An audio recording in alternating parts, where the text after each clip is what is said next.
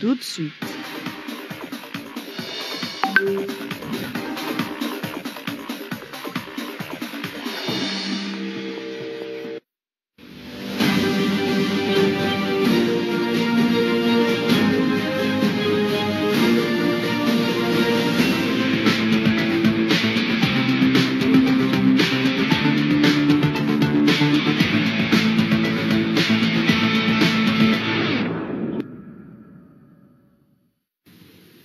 Très heureuse de vous retrouver encore une fois sur les antennes de Nyota Télévision. Mesdames et messieurs, bienvenue à cette édition vespérale de Sport Star où l'actualité reste dominée par le championnat national féminin où le FCF Mazembe a enregistré sa 4e victoire ce mardi 17 juin 2025.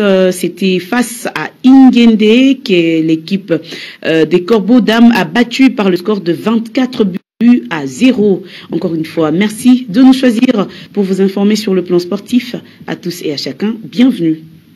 Ouvrons ce journal par le basketball à Lubumbashi, le championnat urbain où la phase des playoffs se poursuit et tous les matchs restants avant la clôture de la saison édition 2024-2025 vont se jouer au terrain Kilima au quartier Makomeno. En week-end, Mazembe a remporté le derby devant Lupopo sur le score de 56 contre 52, mais malheureusement pour les Corbeaux, ils n'ont pas pu faire mieux devant Génération Espoir ce lundi 16 juin 2025. Une défaite pas trop large dans un classico. Le score était de 50 contre 49, un demi-panier qui donne une première défaite aux Corbeaux dans cette phase des playoffs. C'est là, ça s'est poursuivi ce mardi 17 juin 2025. Mazembe est tombé devant Makomeno chez les dames, 40 contre 48.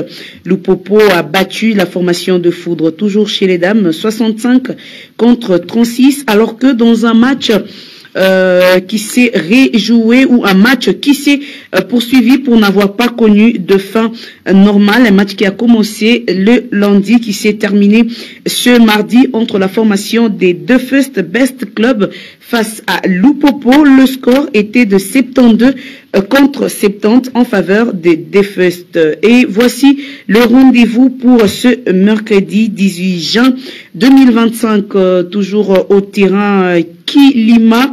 Génération Espoir sera face à Lupopo. Ajax en découdra Saint-Martin. Defest va recevoir Mampala, tandis que Mazembe offrira son hospitalité à la formation des Don Bosco. Et on va parler championnat national féminin qui se joue depuis Lubumbashi. Et ce mardi, 3 matchs étaient au rendez-vous, joués au stade Mazembe d'abord de la Kamalondo. Sainte-Marie a battu la formation du CS Manika 2-0. Msichana également a été plus forte que le FCF Amani. 1-0 était le score à l'arrivée, alors que Osek et Ouragan, les deux formations se sont partagé les points. Le score est resté vierge des 0 buts partout. Bien évidemment, après la première explication entre Sainte-Marie et CS Manika, Sainte-Marie, par le biais de son entraîneur, a salué la victoire face à Manika. Ici, José Mbouya espère terminer dans le top 3. Il est ici au micro de Sam Kamboui. Bon, secret, ils allaient quitter, mais ils allaient bien préparé, bien déterminé pour gagner 3e journée Nabiso et Alelo, malgré tous les chances à gagner. Pour gagner Manika, Zamba et Libosote, aussi tu gagner Bango dans la compétition, nous tu gagner Bango Kaka. Lelo tu gagner Bango le 6, tu as fait le Kaka pour la victoire. Ils allaient match facilité, ils allaient match Makasi, mais tous les chances à gagner Kaka. Bon, malgré tu perds déjà 2 matchs, mais tu as la détermination. Il y a gagné un match, on se dit peut-être ceux qui ont eu chance à la qualification, ils continuer la compétition. Toujours dans le même stade, en deuxième explication, c'est la formation de Msichana qui, grâce à l'unique but de Makuta, dans les temps additionnels, a sorti son équipe de l'eau et s'est imposé face à Amani sur le score de 1-0. Un match qui était difficile pour les académiciennes qui ont fait l'essentiel après les 90 minutes. Une fois de plus, Sam Kambwe nous donne les détails. C'est une victoire très difficile arrachée par l'Académie à Musichana dans cette 16e édition du championnat national face à Amania de Kinshasa après avoir manqué un penalty en première période. Il fallait donc attendre les ultimes minutes, soit dans les 3 minutes de temps additionnel pour enfin assister à l'ouverture du score de Musichana. Et c'est Makuta qui offre la victoire aux académiciennes dans les ultimes minutes. Et c'est peut-être Makuta pour jouer ces ballons. Et c'est l'ouverture du score dans les temps additionnels, je le disais. Que la solution pouvait se venir de rebond des touches. Et là, c'est Makuta pour délivrer cette académie de Musichana. Une victoire fruit du travail à souligner Sarah Kitenge, coach de cette formation. On a essayé de dire aux filles de rester toujours concentrées pour ce match, en plus de ne plus toujours encaisser. Parce qu'on a notre objectif de sortir premier du pool. Travailler, ça nous donne une place, mais on doit toujours travailler pour entamer d'autres rencontres. Pas vraiment beaucoup parce qu'on a travaillé et on a insisté beaucoup plus sur les jeux offensifs. C'est pour cela qu'on n'a pas pu réussir, mais la deuxième mi-temps, on a insisté et puis elles ont marqué. Et dans les restes, il faudrait noter également la bonne performance de la gardienne d'Amani qui a longtemps permis à Amani de résister et surtout à retarder à l'ouverture du score de cette équipe de Musichana. D'abord le penalty manqué par Deborah Boleki. Bon, les sifflets donnés, Deborah Boleki, c'est parti! Et c'est arrêté. Mais aussi à des tentatives de Lonika. Lonika d'un bon ballon, la sortie au bon moment de Mayombo Pika pour empêcher Lonika de pouvoir donner l'avantage à l'Académie Musichana. Et grâce à cette victoire, Musichana se positionne en tête du classement dans son groupe et vise clairement l'ambition de terminer et pourquoi pas remporter les titres à cette saison. Depuis le stade ATP Mazembe de la Kamalondo, Sam Kambwe, Mecha Kaimbe, Nyota Radio Télévision. Et dans l'autre camp, c'est une déception pour Christian Muzungu. Après cette défaite, il promet néanmoins de travailler et revenir encore très fort pour la suite du championnat. Suivez. Oui, bien sûr, on a perdu. C'est une déception. Mais après, vous voyez, on perd à la dernière minute. Pourquoi? Parce que on est la seule équipe dans ce championnat où on nous aligne 3 matchs. C'est pas du sport, ça. Même dans les matchs de quartier, on ne fait pas ça. On nous aligne 3 matchs en 3 jours, alors qu'on vient de Kinshasa. C'est normal, les filles ont gagné 2 matchs, et là, elles ont craqué à la fin. C'est le sport, ce sont des joueuses, ça impacte sur le jeu, sur leur physique, sur leur santé. Elles ont cédé à la fin, comme vous avez dit. L'équipe, elles ont été battantes, hein. Elles se sont battues jusqu'au bout. Une équipe qui a joué 2 matchs en 2 jours, 3 matchs en 3 jours, il fallait qu'à la mi-temps déjà que les adversaires nous mettent 4 buts. Elles ont résisté, on a joué avec nos moyens et jusqu'au bout, il y a hors-jeu là, je ne sais pas, l'arbitre de touche hésite et l'autre, on ne sait pas, et elle valide le but. On a perdu et encore match jeudi, on va tout de suite oublier ce match pour se concentrer sur le prochain match. Et les autres rencontres dans les mêmes championnats nationaux des dames, des matchs qui se sont joués à joli site. Je l'ai annoncé d'ailleurs au sommaire, le FCF Mazembe a enregistré sa 4e victoire en 4 sorties. Elle a bien évidemment battu la formation du FC Ingende sur le score de 24 contre 0. Le FC Hirondelle également tombé devant le FCF Lupopo 0 contre 5. L'AS Saint-Luc a été battu par le CF Don Bosco. On va rester toujours dans ces championnats nationaux, mais cette fois-là, nous allons aller dans la tanière des Corbeaux dames où Gifty j'y arrive à 6 fois, joueuse du FCF Mazembe, fait parler d'elle. Arrivée au club cette saison, Asifoua affiche clairement l'ambition de devenir leader au poste d'avancement. Elle compte Jinga. Sam Kambwe tente de répondre à cette question. Gifty.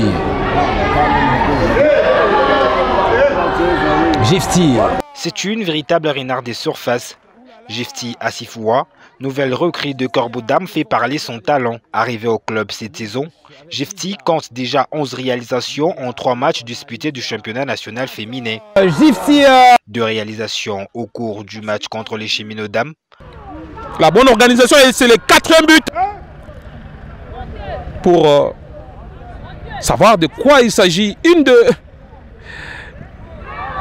Et c'est le 5e but. Gifty. Puis, un festival but face à Mamba Moussa. Vin Makassi dans la sphère de réparation, la passe pour Gifty à Sifoa. Cette fois-ci, c'est la bonne. Allez, Marwanda dans la sphère de réparation, le bon ballon derrière Gifty, de 2e poteau. Allez, Wivin, Makassi, Wivin, Gifty pour couper la trajectoire de ces ballons. 8 au total à elle seule. Grâce Lydia Marlène qui va mettre les ballons dans le paquet pour Gifty encore une fois. La manita de Gifty à Sifoa, trouvé toujours au bon moment dans cette surface de réparation. Une réalisation également au cours du match contre la formation des Ituri FC, c'est lundi 16 juin au stade Gaëtan Kakouji. Toujours présente dans la surface de réparation, Asifoua incarne le réflexe d'une avant-centre type, capable de faire la différence à chaque prise de balle. Songe le centre à venir, Gifty encore une fois. Allez, elle n'est pas encore fatiguée de punir cette équipe de Bamoussa. Gifty est un élément sur qui Lamia Boumedi compte déjà cette saison. Gifty, elle est une très bonne joueuse, surtout dans le carré. Elle est efficace et elle est dangereuse. Et c'est quoi alors ton secret, Gifty? My secret? I don't have a secret. My secret is good. Before you come to the field, you need to prepare your mind before you come. Mon secret, c'est d'abord Dieu, puis le travail. Mazembe est un grand club avec des objectifs. Et moi, personnellement, je travaille dur sur le plan mental, physique, avec l'idée d'être leader du groupe et de permettre à mon équipe de gagner des titres. Do something, you get your win and you achieve everything that you want. Tout porte à croire que Asifoua est la véritable remplaçante de Merveille Kojinga au poste d'avant-centre du FCF Mazembe. Gifty! Ouh là là! Ouh là là! Ouvrons à présent la page consacrée à l'Illico Cash Ligue 1. On va d'abord parler des rencontres qui se sont jouées ce lundi. D'abord à Kinshasa, c'est avec manière et caractère que les Salésiens ont marché sur la formation de l'AS Maniema Union. 0-2 était le score à l'arrivée. Et c'est le stade Tata Raphaël qui a accueilli la rencontre. Les Salésiens enregistrent leur première victoire dans cette manche retour des playoffs. Sam Kambwe nous en dit plus dans cet élément de reportage. Et face à Maniema Union, le Salésien en fait preuve des grandeurs pour décrocher une victoire d'honneur, 0-2 score final. Tata Raphaël, témoin d'une performance XXL des hommes de Pamphile Miayo, resté muet durant la première période. La seconde sera la bonne pour le bleu de créer la surprise.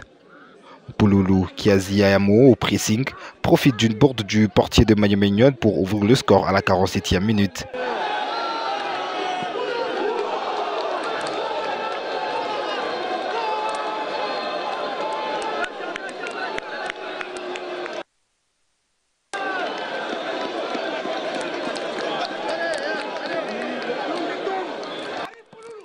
Maniema pousse sans jamais trouver le chemin de but. Doute et incertitude s'installent dans le camp des unionistes, laissent ainsi place aux Salésiens d'écorcer l'addition vers la fin du match. Kitolo Bwanga d'un corner bien exécuté trouve Marco Ngondo d'une superbe tête bien orientée, trouve le petit filet. Le marquoir indique 2 pour l'équipe qui dirige le comité Tijika.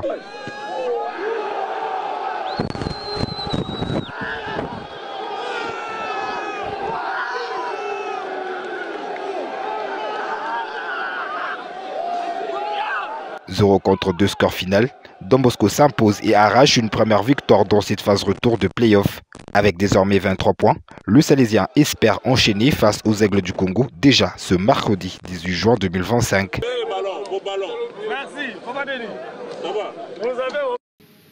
Et en conférence de presse d'après-match, l'adjoint de Papi Kimoto estime qu'ils ont dominé la rencontre, mais sans réalisation, et d'où il tire sans regret par rapport à cette défaite. Suivez. Ouais, dominer, ce n'est pas gagner. Voilà. Je crois en première période, on dominait largement et on devait réaliser. Et on n'a pas pu réaliser. On sort d'une mi-temps avec 0-0, un match qu'on dominait de bout en bout. Et en deuxième période, une bourde de notre gardien. Les amis devant, et avec cette confiance, ils ont encore marqué un deuxième but qui a coûté le match. On ne peut que regretter et se remettre au travail. On a mis en confiance parce qu'on dominait. On ne peut pas encaisser un but pareil. Donc, on avait le match en main et après le doute s'est installé. C'est pourquoi l'équipe a fléchi de cette façon. Et les titres vous a échappé par cette défaite? Non, impossible. On va se battre jusqu'au bout. Je crois qu'on aura le calendrier d'ici là et on va se remettre au travail pour aller de l'avant. Voilà, c'est le travail. Donc, on va essayer de gérer on a un effectif de 28 joueurs. Donc, on va essayer de tourner et voir comment on peut pour ce match-là. Et cette phase de retour de play-off n'ira pas plus loin. Le CONOR a publié un communiqué fixant la date butoir de la 30e édition de la Ligue nationale de football au 26 juin prochain. La Linafoot a donc aménagé son calendrier comme suit. Ce 18 juin 2025, au stade de Martyr, à l'Aigle du Congo va recevoir Don Bosco. Sanga Balende recevra Ange-Vert. L'AC Rangers offrira son hospitalité au Football Club Tanganyika. Ce sera au stade Tata Raphaël, alors que à Lubumbashi, le tout-puissant Mazembe va recevoir la formation de Daring Club Motema Pembe. Et parlons des Corbeaux, Lamine Ndiaye a estimé en conférence de presse d'avant-match que la rencontre face à Daring Club Motema Pembe ne sera certes pas facile, surtout après beaucoup de jours sans jouer. Le coach des Corbeaux a motivé les joueurs ce matin à l'entraînement. Il a dit en conférence de presse qu'il faut impérativement gagner pour se donner plus de chances africains. Suivez.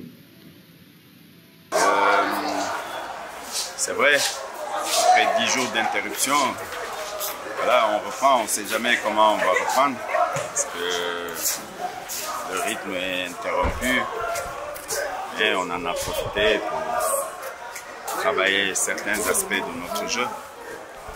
Ceci dit, SMP est une équipe très difficile à manœuvrer. On a eu du mal. C'était un match très équilibré à l'aller.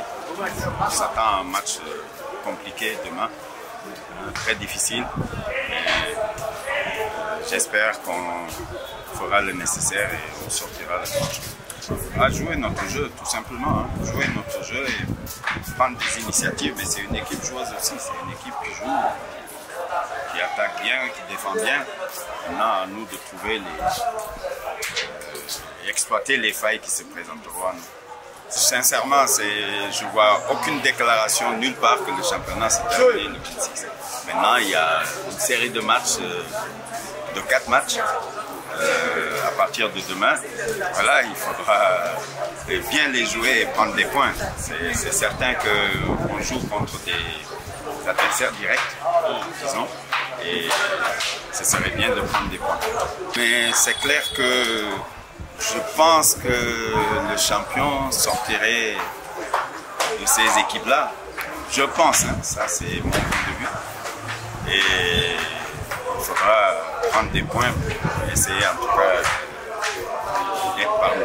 Oui, il y a des absents, il y a Ibrahim qui n'est pas là, il y a Patrick aussi qui n'est pas là, il y a pas mal qui ne sont pas là, mais comme d'accoutumé,